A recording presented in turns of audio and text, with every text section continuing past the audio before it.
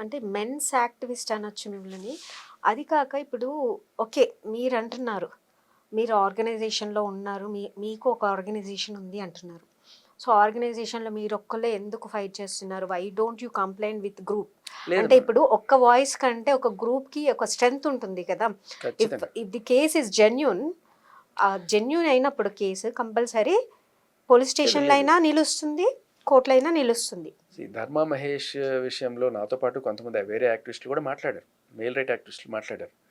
అందులో ఆడవాళ్ళు కూడా ఉన్నారు మాట్లాడిన వాళ్ళు. సో, అంటే నేను మీకు ఎక్కువగా ఎందుకు కనబడుతున్నానంటే మేబీ నేను కాస్త 'బిగ్ బాస్' ఫేము లేకపోతే ఒక ఆర్‌జే హోదాలో ఉన్నాను కాబట్టి కొంత పబ్లిక్ ఇది. అలాగే ఇప్పుడు 'ధర్మా మహేష్' ఎందుకు కనబడుతున్నారు? మిగతా వాళ్ళు ఎందుకు మనకు కనిపించట్లేదు? వీళ్ళందరూ సెలబ్రిటీస్ కాబట్టి మీడియాలో ఎక్కువ హైప్ అవుతున్నారు. హ్మ్. హ్మ్. దానివల్ల కనబడుతుంది. నేను ఒక్కడినే అనుకుంటున్నారు మీరు. చాలామందే ఉన్నారు వెనకాల ఫైట్ చేసేవాళ్ళు. చాలామంది ముందుకు రావడానికి ఇష్టపడరు. కొంతమంది మేము జనరల్‌గా ఇప్పుడు మీకు చెప్తా.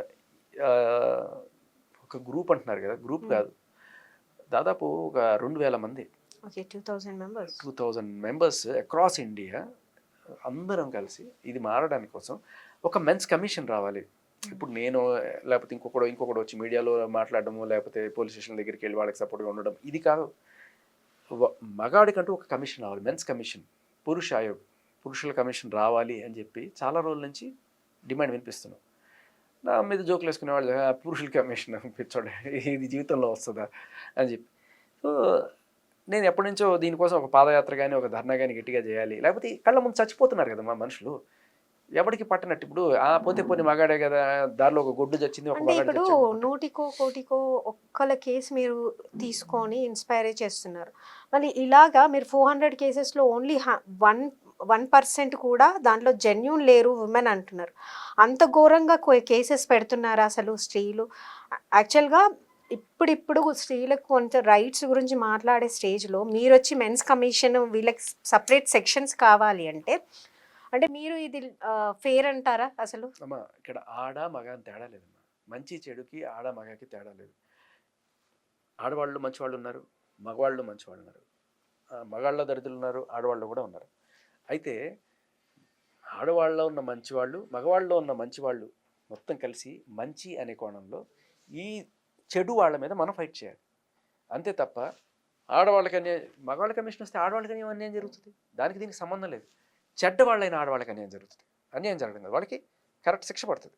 అలాగే ఆడవాళ్ళ కోసం ఉన్న దానివల్ల చెడ్డవాళ్ళమైన మగవాళ్ళకి శిక్ష పడాలి. ఓకే. ఇది కాన్సెప్ట్ అంతే తప్ప మగాళ్ళ కమిషన్ వస్తే ఆడవాళ్ళందరినీ కూడా శిక్షించేస్తారు అనేది తప్పు. నేను మిమ్మల్ని ఓపెన్గా ఒక క్వశ్చన్ అడుగుతాను. మీరు మ్యారీడ్? మీ మ్యారీడ్. భర్తతో ఎప్పుడైనా చిన్న చితక గొడవలు వస్తాయి? వస్తాయి. ఏ రోజైనా సరే మీరు వెళ్ళి కేసు పెట్టాలనుకున్నారు? నో. ఎందుకంటే భార్యాభర్తల మధ్యలో ఇంకో థర్డ్ పర్సన్ వస్తే ఆ బంధం ఇంకా దూరం అవుతుంది. అమ్మా 99% సంసార పక్షంగా ఉండాలనుకున్న ఏ స్త్రీ కూడా ఎంత గొడవైనా సరే పోలీస్ స్టేషన్కి వెళ్ళి కేసులు పెట్టుకొని వీధిని పడి చేసుకోవాలనుకోరు. దీంట్లో ఉన్న మోటివ్ ఎస్పెషల్లీ కేసు కూడా పెట్టచ్చు. ఇంకా మరీ కొట్టి టార్చర్ చేస్తున్నారంటే వెళ్ళి కూడా పెట్టచ్చు.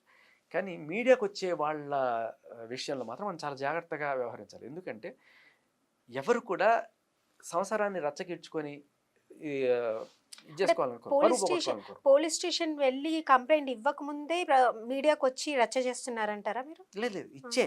ఇచ్చిన తర్వాతే okay. FIR is a passport for media presence అనమాట. ఓకే. సో, ఎఫ్ఐఆర్ పెట్టుకోవడం, ఆ ఎఫ్ఐఆర్ పట్టుకొచ్చి ఇక్కడ కూర్చోవడం అనేది ఇట్స్ ఎ ప్లాట్ అనమాట. హ్మ్. కూర్చొని ఇంకా ఇది ఉంది కదా నాకు ఒక లైసెన్స్ అన్నట్టుగా ఇదిగో ఇది చూపించడం, ఇంక నా తిట్లు తిట్టడం, మొగుడిని తిట్టడం, అత్తగారిని తిట్టడం, మామగారిని తిట్టడం, నోటికొచ్చిన వాళ్ళందరిని తిట్టడం. ఓకే. ఇది ఇప్పుడు ఇదేంటంటే ఒక పగ తీర్చుకోవడమో, లేకపోతే డబ్బులు గుంజడం కోసమో, ఒక మీడియా మాఫియాని అడ్డం పెట్టుకొని జరిగే ఒక ఇది. హుహు. నిజానికి న్యాయం కావాలనుకున్న మహిళ ఎళ్లి కేసు పెడుతది. ఒకవేళ అంత ఇబ్బందికి గురైన మహిళ నిజంగా ఎళ్తే కేసు పెడుతది. తర్వాత కోర్టుకెళ్తది. చూసుకుంటది. రేపు ఎందుకంటే అమ్మ పిల్లలున్నవాళ్ళు ఎస్పెషల్లీ భర్తని రోడ్డుకి ఇచ్చి ఇది చేస్తే రేపు వీళ్ళ నాన్ననే కదా వాడు చెప్పుకోవాలి. అవును. మీ నాన్న ఇలాంటి వాడని చెప్పి చెప్పుకోవడానికి కుదరదు. ఏదన్నా ఉన్నా కూడా బుద్ధి చెప్పుకొని మళ్ళీ తీసుకురావాలనుకుంటారు. అంతకు మించి కంప్లీట్‌గా తెగతింపులు చేసుకోవాలని అనుకుంటే ఇప్పుడు మీరు ఒక కర్ణాటకలో రీసెంట్‌గా ఒక మహిళ పెళ్లి చేసుకుంటది. మొగుడు మీద 498 పెడతది. సెటిల్ చేసుకుంటది. 50,00,000 తీసుకుంటది. మళ్ళీ 6 నెలలు తిరగకుండా ఇంకొకడిని పెళ్లి చేసుకుంటది. ఇలా 8 పెళ్ళిళ్ళు చేసుకుందంట. ఓకే. ఆమెకి ఇది అర్థమైపోయింది. సిస్టమ్ ఏంటి? ఎలా పనిచేస్తది?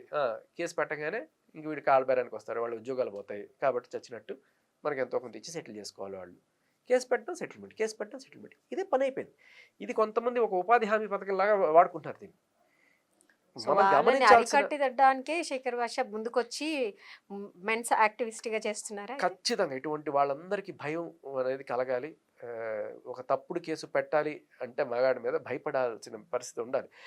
ఎప్పుడు వస్తుందంటే ఒక తప్పుడు కేసు పెట్టడానికి భయం, పెట్టేసిన తర్వాత ఏం లేదులే అని చెప్పి కోర్టు ఇది తప్పుడు కేసు అని చెప్పి కోర్టు కేసు కొట్టేయడం వరకే అయిపోతుంది. ఈ తప్పుడు కేసు పెట్టిన దానికి వీడికి ఎంత నరకం అనుభవించాడో దానికి వీడికి శిక్ష పడట్లేదు. సెక్షన్ 211 అని ఒకటి ఉంది. అదేంటంటే ఒకవేళ నువ్వు తప్పుడు కేసు పెడితే ఈ కేసు తప్పుడుది అని మనం ప్రూవ్ చేయగలిగితే ఆవిడికి ఆ తప్పుడు కేసు పెట్టిన దానికి కూడా 2 ఏళ్ళు 10 ఏళ్ళు జైలు శిక్ష పడుతుంది ఆ తీవ్రతను బట్టి. ఇటువంటి ఎవరు చేయరు.